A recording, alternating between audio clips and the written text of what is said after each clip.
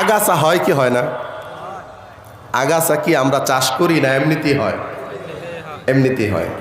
আর ফসল এমনিতেই হয় না চাষ করতে হয়? চাষ করার পরেও আমরা অনেক মেহনত করি। অনেক মেহনতের পরে চাষ করি, পানি দেই, সার দেই, বীজ দেই, আরো কত মেহনতের পরেও তার মধ্যে আগাছা থাকে কি থাকে না? তাহলে কি বুঝলাম? যে ফসল মেহনত করে ফলাইতে হয় আর আগাছা এমনিতেই হয়। দিলের জমিনের 10টা আগাছা আছে, 10টা ফসল আছে। এটাকে উলামায়ে কেরাম, হক্কানি পীর মাশায়েখ তারা বলেন আখলাকে হাসানা, আখলাকে রাজিলা। যে ভালো গুণ,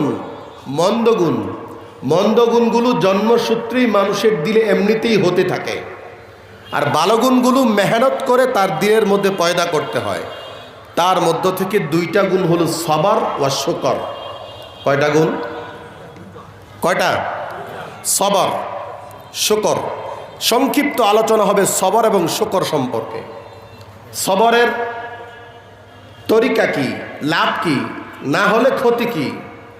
শুকরের তরিকা কি, লাভ কি, শুকর না হলে ক্ষতি কি?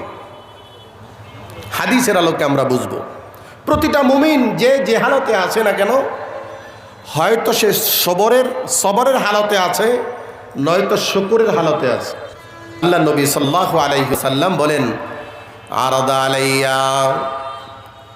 আরাদা আলাইয়া রাব্বি বাতহা লিয়াজআলা লি বাতহা মাক্কাতা যাহাবান। আল্লাহ নবী বলেন আল্লাহ রাব্বুল আলামিন আমার সামনে মক্কার বালুকাময় জমিনগুলো স্বর্ণ করে দেওয়ার জন্য আমার নিকট আবদার বা আবেদন করলেন। ওগো নবী মুহাম্মদ, আপনি যদি চান মক্কার কঙ্করময় বালুকাময় জমিনগুলো আমি স্বর্ণ বানিয়ে দেই। নবীজি বলেন লা ইয়া রাব, ওগো আল্লাহ, না আমি স্বর্ণ চাই না। কিন্তু আমি একদিন উপোস থাকব, সেদিন সবর করব, আরেকদিন খাবো, সেদিন শুকর আদায় করব। নবী একদিন শুকর আদায় করতে চান, আরেকদিন সবর করতে চান। তাহলে বোঝা গেল দুনিয়ার মানুষের, মুমিনের, প্রতিটা মুমিনের দুটো ডানা দিয়ে সে বর করে আল্লাহ পর্যন্ত পৌঁছবে। দুনিয়ার কোনো মানুষ শুধু বিপদের উপরে নেই। দুনিয়াটা হলো জান্নাত এবং জাহান্নামের ছায়ার স্থান। ছায়া বোঝেননি? একটা মানুষ একটা লাইটের সামনে দাঁড়ালো, এই লোকটা যতটুকু মোটা তার ছায়াটা তো অতটুকু মোটাই হবে, কি বলেন? যতটুকু লম্বা ছায়াটা তো অতটুকু লম্বাই হবে। অর্থাৎ আমি বুঝাইতে চাচ্ছি, লোকটা যদি বড় হয় তার ছায়াটা বড় হবে, লোকটা যদি ছোট হয় ছায়াটাও ছোট হবে। অর্থাৎ ছায়া তার মূলের অনুগামী হয়। উলামায়ে কেরাম বলেন দুনিয়াটা হলো জান্নাতের সুখের ছায়া। জান্নাতের যে সুখগুলো আল্লাহ দিবেন তার সামান্য একটা ঝলক দুনিয়াতে দিয়েছেন। জাহান্নামে যত কষ্ট হবে তার সামান্য ঝলক দুনিয়াতে দিয়েছেন। যেমন একটি হাদিসে এসেছে, রাসূল বলেন ইযা ইশতাদ্দাল বাররু ফাবরিদু বিজ-যুহর, ইযা ইশতাদ্দাল হাররু ফাবরিদু বিজ-যুহর।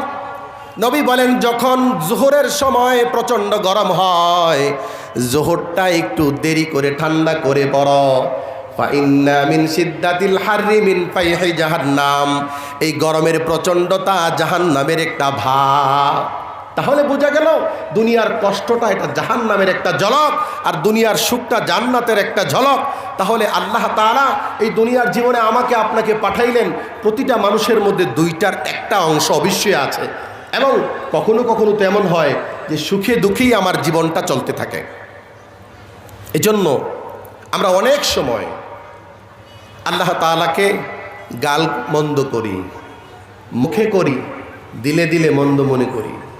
নবী আমার এক হাদিসে বলেন যখন কোনো বান্দাকে আল্লাহ তাআলা কোনো বিপদ দেয়, আল্লাহ রাসূল বলেন ইদা আহাব্বা কওমান, যখন আল্লাহ তাআলা কোনো কওমকে ভালোবাসেন, তখন তাকে পরীক্ষা করেন, আর যখন তাকে পরীক্ষা করেন একটা বিপদ দেন, আর এই বিপদটা সে যখন তার জন্য ভালো কল্যাণকর মনে করে তখন এটা তার জন্য কল্যাণকর হয়, আর যখন সে এটা তার জন্য অকল্যাণ মনে করে এটা তার জন্য অকল্যাণ হয়।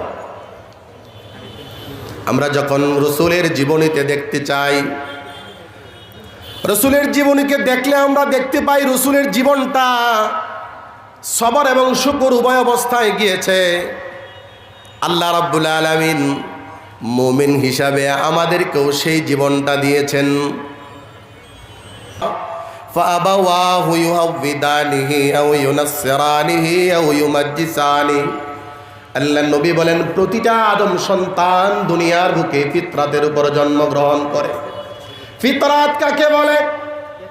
উলামায়ে কেরাম ফিতরাতের ব্যাখ্যা করেছেন প্রতিটা আদম সন্তান দুনিয়ার বুকে জন্ম হয় একেবারে পুত পবিত্র অবস্থায়, দুনিয়ার জীবনে আসিয়া ধর্ম ইসলাম গ্রহণ করার মতো যোগ্যতা নিয়ে, পাপ মুক্ত হয়ে ইসলাম গ্রহণ করার যোগ্যতা নিয়ে দুনিয়াতে আসে।